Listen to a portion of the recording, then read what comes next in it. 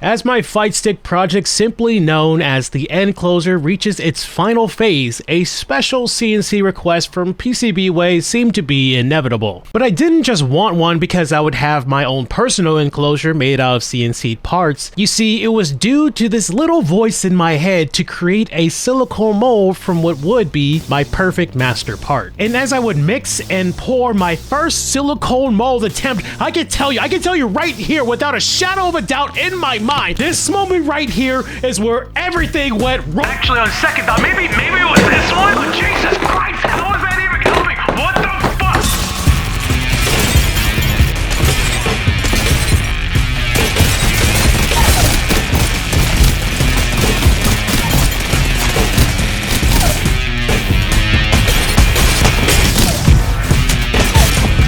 Oh, they're not my bullets. They're yours. Woo, goddamn, that was a good little run there, even though it's just my ranking up from silver to gold. But I usually put like a fighting game highlight in the beginning of the video, but I actually fucked my hand up really bad to the point where it's a little difficult for me to handle my joystick. Oh, wait. Now, the reason why I'm making a silicone mold for this third episode or this third entry into the enclosure series is simple yet complicated. It's simple because I want to try making the enclosure out of epoxy resin. The complicated part is the last time I tried to use epoxy resin, the shit fused with the 3D printed part that I was trying to make, making it completely inseparable without destroying it. It just like splits with... I guess that kind of says it, doesn't it? However, unlike the first time I tried this, I'm a little bit more informed and a little bit more prepared. Although a 3D printed mold to a carbon fiber part isn't exactly the same as a silicone mold to an epoxy part, a lot of the principles in mold making do transfer over. This part of the video is actually 2 months removed when I originally shot the intro for this video, so much so that the injury on my hand is actually completely healed. And that's just due to circumstances completely out of my control, and I actually dove into a side quest during this main quest, and that side quest is now featured in this very video. I'm not gonna tell you what it is, but Yu-chan, how do you say in Japanese? Moeru. Now, it would take a couple of attempts before feeling comfortable in making this video, but that's just a part of the trials and tribulations when you're trying to dip your toes into something unknown. So let's continue the trend by completely bombing this shit. With my epoxy future now sealed with the CNC option, I could cut down the frame of the enclosure from about 6 to 8 parts to simply 4 parts, now that I didn't have to worry about splitting up my panels. Which my side plates will become my first CNC part because just like the Olsen twins, I never could have guessed that the side attraction would become the star of the show. Wanda, what's up? Who are you? Martha? Yeah. I say this because the side plate now houses the hardware for the top and bottom panels to screw into, mating points for the wrist rest, and the rear garnish, and lastly, will house an acrylic panel for side artwork. When it came to this final iteration, my main concern though was the weight of the final product, hence why I went with these large cutouts to save weight but at the same time keep the part rigid. Lastly, you probably noticed these square cuts along the side here, which at the time I didn't know what hardware I wanted to go with yet, so I left some space for this tiny template, so if I'm not happy with my current solution, I can recast it with a new template in the future. The material I would go with is sandblasted aluminum. Since the silicone will capture every feature from the part, I was curious to see if it would cast a matte-like finish as well. Then if I end up not liking it, I can just polish it back to a shiny sheen-like finish. And you too can have a shiny CNC part for your project thanks to the services at PCB Way. From 3D printing services to CNC machining to PCB fabrication, which I mean it's in the name, you little shit. They'll do the hard part so you can continue lying to yourself about productivity. Just upload your files, pick your poison, and wait for the magic to arrive. PCBWay.com for when your ambition outpaces your follow-through. Now yes, I could have just 3D printed the side plate and casted a silicone mold around that, but there's a couple of reasons why I decided not to, primarily due to this floating edge of the side plate, or I would call the beginning of the side plate, as this is where all the panels meet. For a floating edge like this, you would typically use supports like these that will support the floating area, or in this case, support the floating edge of the part. I could also change the print orientation that can aid or even eliminate supports altogether together, but my main concern was the finish after removing them. Due to the entire outside needing help, the finish after removing them was extremely inconsistent. Sometimes they would leave a clean finish, sometimes it would leave a finish that would make me consider checking my printer into the clinic. Now this is future B-roll Alex talking right now, probably before or after the voiceover, but printing it this way along this surface right here is probably the best. And I really wouldn't mind the finish, but there's one big obvious like aesthetic that comes with 3D printing, and that's the layer lines. And the layer lines are the things I really want to eliminate just to have a really clean look overall. Now I'm actually filming the last part of the video, but since I have this side plate in my hand and the acrylic panel that's supposed to go inside of it, the way that it printed actually messed up the way that the acrylic panel is supposed to sit in just enough. It actually won't allow the acrylic that's supposed to just pop right in fit inside there. I know it's gonna be hella hard to see, but you can probably see that little gap just straight up won't allow me to put the acrylic in. So yeah, just these situations to avoid and something to consider if you're trying to do something like that yourself too. And with the amount of cleanup needed to make a 3D printed part as clean as a CNC'd version, well, I really don't want no part of that shit. but we all know the real reason why I decided to CNC that part, and it was simple. Because it would be cool as fuck. So with some leftover pieces of acrylic for the floor, some random wood that would serve for the sides, and this plastic panels, I always forget what this is called, but these plastic panels that I had would make up the ends, and we would have a box that would be a part of my first ever silicone mold pour. So with my MDF panels and the plastic paneling and the acrylic panels all set in place, it was time to attempt my first ever silicone mold pour, and it went about as smoothly as you can think. Yeah, it bonded itself to the table my first attempt, to the point where I can lift the mold box up and lift the table up with it. This seemed to be due to a leak that was internal. It didn't show up outside or leak outside of the box. It was predominantly focused in the corners of the mold box, as there was a lot of uncured silicone in those areas. As I took a look at the edge that I was trying to capture in HD, I found uncured silicone there as well, deeming this edge pretty much unusable. I also found out that if you have a gap anywhere, silicone will find it, and it turned my stacked acrylic panels into straight up acrylic blocks, bonding them together as the silicone seeped through the unseeable gaps between the panels. Though this seemed like a small inconvenience at first, as I attempted to pull the outside and inside acrylic parts that I used to make the false floor with, they were clearly locked into the side plate, requiring me to pull out everything all at once, thus deeming this attempt a failure, since it would be next to impossible to perfectly fit the side plate back into the mold. Now, of course, in Alex Nostalgix fashion, I misplaced my first and second mold box when I was filming this part of the video, so I made this teeny tiny side plate mock-up with my second mold box idea. Now, just taking a look at my second mold attempt, you can tell I went for something completely different just by looking at the shape, as I followed the side plate shape rather than sticking with the rectangular box of my first attempt. Next, I would make what I would call the draft angle plate. I'd only named it this because you put a draft angle on the part that actually meets the side plate. My napkin science theory was that the silicone could flow a little bit easier into the side plate since it won't have to go to a straight 90-degree angle to reach it. Now, thanks to the overall shape of this and then the negative side that would come from the silicone mold, my theory was it would create this like alignment pocket that would make it easier to align both mold halves together in the future. And then finally, in between the side plate and the draft plate, I would put a 5mm acrylic panel. I put this here mainly because the first time I made my mold, it damaged the edge just due to it having an imperfect cure. I was thinking if I would lower or extend the side plate's edge to this acrylic plate, I figured if I'd have any damage happen again, it would come to the acrylic's edge, not the side plate's actual edge. Again, this was just out of curiosity. I ain't no goddamn scientist. We've been over this. Looks like the silicone is finally finished. Jesus Christ. I wonder, since it leaked, I wonder if it's gonna be a pain in the ass to get it off the table again. That's crazy. Now, I don't know if you can see that there. Right there, it's leaking pretty bad. I can see I feel like an indentation like right here. It looks like the same thing happened on this side too. You can see a little bit getting pushed out. I'm not sure if it just, maybe just an air bubble got caught there and it just, you know, trapped it. I'm not sure. All right, cool. So it looks like we'll be able to pop. Nice. It's a nice little release here. If I just push, it should just come right out. Oh my god. Whew.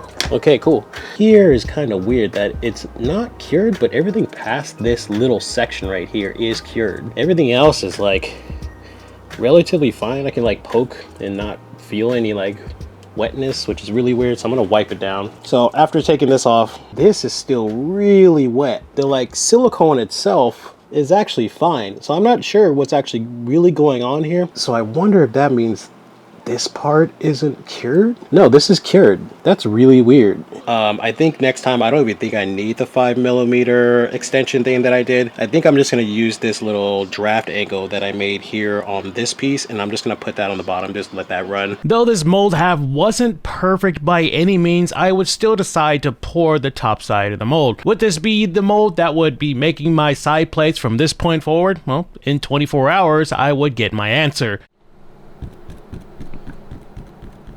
Just like the other side, my first attempt externally seemed like there was no problems until I attempted to remove the top side of the silicone mold I had poured the day prior. And even though I had never separated silicone in this fashion before, I just knew it was taking way too much force for me to separate the top half from the bottom half. So I would get the genius idea that I turned the camera towards my hands as I was pulling the two halves away from each other, only to find out that it seemed the silicone had bonded together, making it one singular piece, and as I was pulling away the top side from the bottom side, I was indirectly tearing the mold. It's known that silicone likes to stick to silicone, and I actually put wax in between them so this wouldn't happen, but either I didn't put enough or it simply didn't work. I'm not sure. In general though, this mold actually cured really weird. It's almost like a transparent frosted color compared to the milky opaque white that my first attempt did, and I never had this happen again even after other projects. So maybe the silicone was to blame. I don't know. This was just like a one-off problem that I ran into, and since then I haven't seen this happen again. Unlike my first attempt, this mold felt, for a lack of a better word, fragile, and that became painfully obvious as I pulled the side plate and the rest of the 3D printed parts that supported it. Originally, I thought the weak point was where the two 3D printed templates met in the middle, but that would turn out to be mostly cosmetic. After reviewing the footage and looking at the mold a couple of days later, it became obvious the real issue was that I didn't have enough material on the bottom that created a weak foundation, and the mold essentially would just collapse under its own weight. Even though the 3D printed box would technically be supporting the entire mold structure, I wasn't confident in what type of part will be coming from a mold like this. Now, as much as I would love to say there were many positive takeaways here, but looking at the footage and now that the mold is long gone, this overall was a big fat L. The acrylic riser made air bubbles, ruining both its edge and the side plate's edge, while simultaneously sticking to the side plate, so the only way to get it out was by breaking it into pieces. However, there was one part that worked just as expected, and that was the draft plate, as it made the alignment pocket just as I expected and would find its way into my next attempt.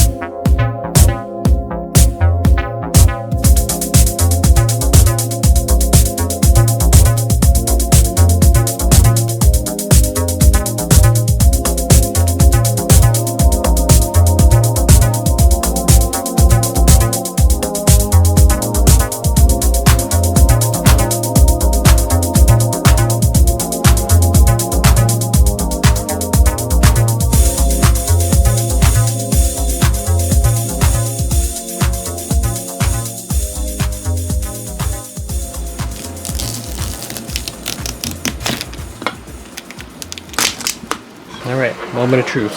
So even though it's cured, I'm trying to make sure that the part doesn't get pulled out with the mold. It seems with this mold attempt for my side plates, third time was the charm. No bonding to the table, no leaks, no uncured silicone. We finally had a simple split mold that will be making my first epoxy part. Now, as I've been getting into my sciencey project, my wife's been pretty curious of what I've been up to the last couple of days. I want you to pull that out. No. You can pull the part out. So I let her pull out the master part of the mold to kind of give her an idea. Hey. Good job. Hey, wait. And that's the first time I've ever seen it this side, and it's fucking perfect. Yeah. It's like actually perfect. It's like times the charm. Fourth time's the charm. Fourth time's the fucking charm. However, in order for this idea to come full circle, she would need to see the end result. So I would mix up a batch of resin, pour it into the mold, and then wait up to 24 hours so she could pull out my first epoxy part in all its glory. Wow! Dun, dun, dun.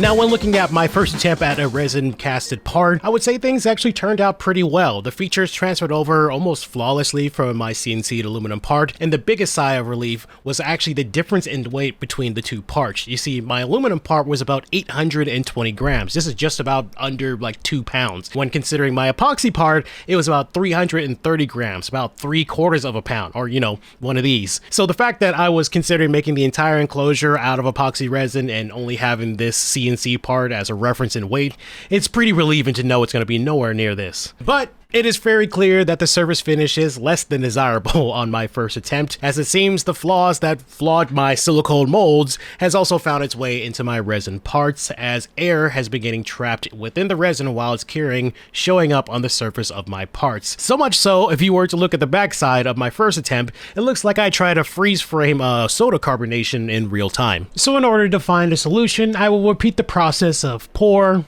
mix, and pour again. And each time I did it, I would try something new each time. Thankfully, this resulted in each attempt being better than the one that came before it. Eventually, I would create this emerald green and this matte pink side plate, which I would end up finding myself at a challenging crossroad. So Alex, what conundrum did you find yourself in this time? Well, you remember when I was saying that the sandblasted finish on the CNC part would probably translate to a matte finish on the resin part? Well, I was right. Nothing too much to say here, nothing to complain about, it's just a matte finish. I would try to attempt by sanding and polishing the resin part to get it back to a gloss finish, which would be this emerald green result. And I don't have any other way to say it, but I like the gloss finish a lot more. It also didn't help that during another change I made to the mold would allow me to get a glimpse of what could have been for the pink version, as the backside didn't make contact with the mold, avoiding the matte finish and giving it this nice clear glossy finish. The matte finish still has a place if I were to create, say, a frosted style side plate, as you need that type of finish to really complement and complete the look. In other words, this means I need to get a mirror polish done on my current metal parts, or I have to have PCB Way make me another set and have a mirror polish applied to that so I can have a more glossy, transparent part straight out of the silicone mold. Hence why you've only seen the right side of the side plate, since I would have to consider another mold with these considerations in mind. But regardless of what color or what type of technique I use, the same problem still persists through every single side plate that I've made thus far, and that's air bubbles. You'll see them even more so in these frosted versions, since you'll be able to see the air bubbles inside of the part, unlike these where the color is so dense you won't see the bubbles inside or within the interior of the side plate. Now, just like eliminating those big fat bubble blowing fucks in Night Rain, it's not a skill issue in order to eliminate them, it's an equipment issue. And the weapon of choice I was going to use to remedy this problem, or I'd attempt to remedy it, was the means of a vibration table. Now, a vibration table is as straightforward as it sounds. It vibrates the material, the bubbles come up to the surface and pops and boom, and tries to eliminate as much bubbles as possible. I bought one and got a shipping date for one, a tracking number, and an attempted delivery, apparently, and it never fucking showed up. Whatever, you know, it is what it is, and now I'm actually gonna go ahead and make my own vibration table, as I just purchased this like 120 watt vibration motor, and just gonna make my own vibration table. Woo, congratulations! If you're hearing this, I deleted an entire ass rant about other factors that led to the delay of this video. Next line of tasks for the enclosure will be getting the wrist rest and the rear panel CNC'd next for its final mock-up, and I'm planning on having that all done in one video. However, when it comes to silicone mold making, I wasn't planning only applying that idea to the enclosure. I actually was planning on applying it to something I kind of been leaving in the background for a while, but had unearthed after I've been waiting for that damn vibration table that never got here. You see, at first, it just started off with making my own custom parts for a Korean lever. I was adapting Fanta grommets and crown grommets, making my own bobbins, making my own switch blades, among many other things. And then I remembered that these grommets are made out of silicone. And I've already dabbled in silicone mold making, or just silicone, you know, handling. Why don't I just make a custom grommet for my custom lever? You can probably figure out where I went from here.